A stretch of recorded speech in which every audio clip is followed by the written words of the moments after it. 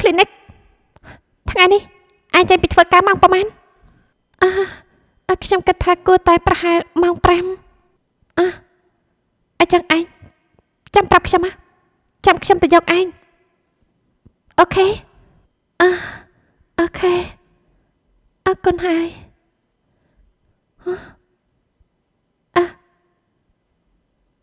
នេះជា clinic ហ៎អូមិនអាចហើយមិនក៏ឯងតែងខ្លួនបែបហ្នឹង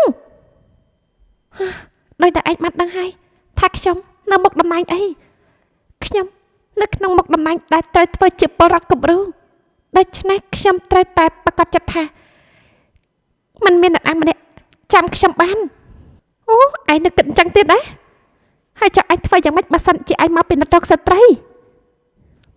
វាមិនដូចជាអ្វីដែលឯងធ្លាប់ធ្វើពីមុនមកនោះទេណែអាចឆាប់ដោះវាចេញភ្លាមទៅខ្ញុំដឹងថាឯងនឹងខ្លាចទៅជាបែបនេះដូច្នេះបានជាខ្ញុំនាំឯងទៅកាន់ clinic 10ប៉និតកន្លែងដែលឯងមិនចាំបាច់ព្រួយបារម្ភអំពីការបានជួបអ្នកដែលឯងស្គាល់ដូច្នេះឈប់បារម្ភទេជាការប៉ណ្ណាខ្ញុំបានគិតអំពីពេលខាងមុខនេះខ្ញុំដឹងកូនឯងណាតែឯងបាននាំខ្ញុំមក clinic 10ប៉និតបែបនេះប៉ុន្តែណា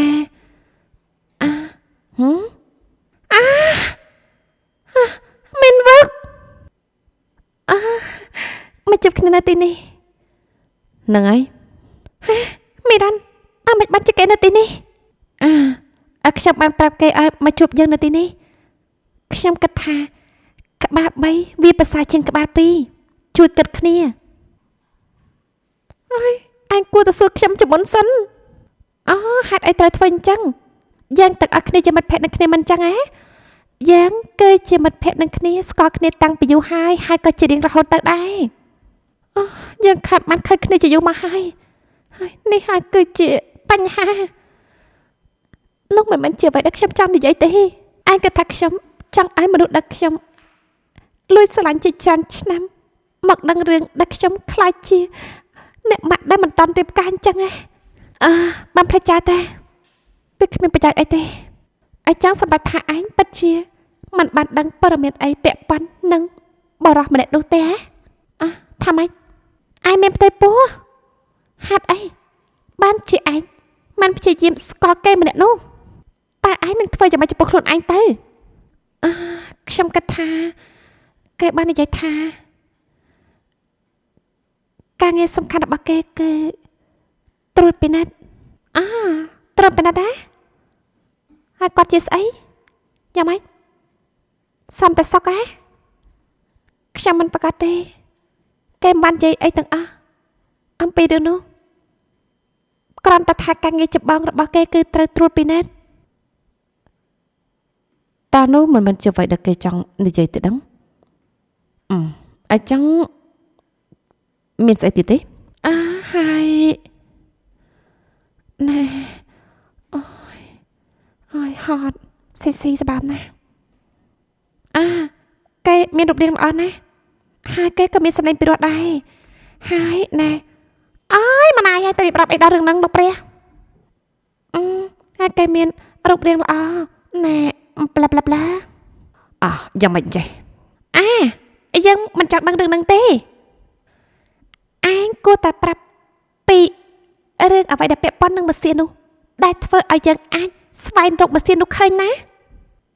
ខ្ញុំមិនដឹងទេទាំងនោះគឺជាអ្វីដែលខ្ញុំចង់ចាំពីគេ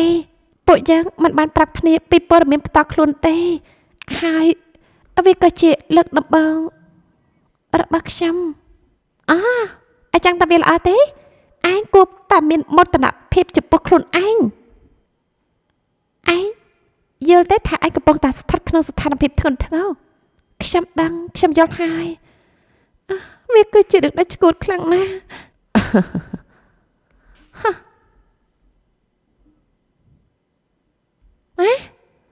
នោះមិនជាឯស្ថានដែលក្មេងៗនៅសាលារបស់ឯងស្លៀកទេថាម៉េចណាក្រែងឯងប្រាប់ខ្ញុំថាមិនចាំបាច់បារម្ភថាជួបអ្នកស្គាល់គ្នានៅទីនេះនោះអីវាពិតហើយកន្លែងនេះប្រណិតហើយថ្លៃយ៉ាងនេះនិស្សិតធម្មតាមិនទាំងអាចមកបានទេឯងមើល មើលទៅមិនក៏ដូចម៉េចកុំណានោះគឺអ្នកគ្រូកាងមែនទេអ្នកគ្រូកាងមែនទេនោះជាស្អីខ្ញុំគឺជាគ្រូបង្រៀននៅផ្ទះរបស់នាងមិនបានជានាងនៅទីនេះណែនាងចាំមកផ្លេតខ្ញុំមិនចូលចិត្តរូបភាពបែបនោះទេ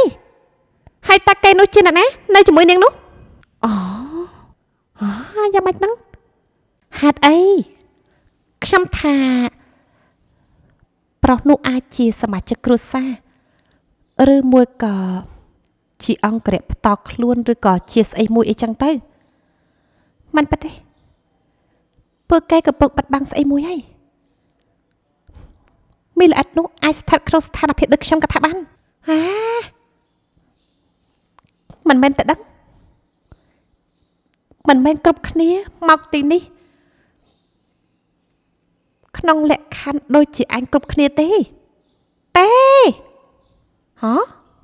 ខ្ញុំជឿថាវាបែបនោះខ្ញុំមានញៀនទី6សេយុនកាំងមិនបានជាមកនៅទីនេះអ្នកគ្រូចាងសេយុនកុំរំខ្ញុំនៅទីនេះសម្រាប់អញជានិច្ច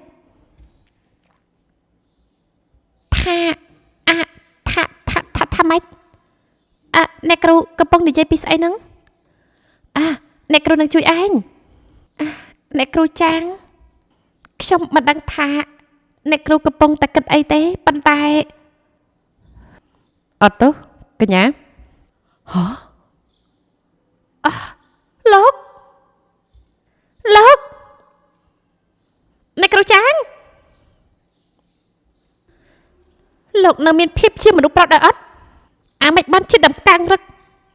ដូចក្បាលរបស់ខ្លួនឯងនៅលើមេឃលើផ្កាយអញ្ចឹងអ្នកគ្រូចាងចាំមកផ្លេត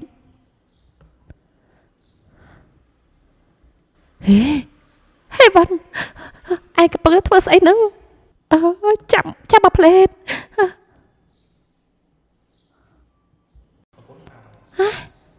នាងឈួតហើយនាងកំពុងធ្វើស្អីហ្នឹងណាឆាប់ទៅបញ្ឈប់នាងភ្លាមទៅមិនវឹកហើយមិនបានជាមីចំមាក់នឹងមើលមុខអាម៉ាស៊ីននោះអញ្ចឹង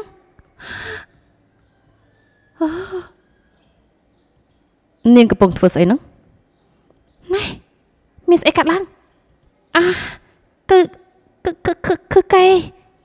កែនោះ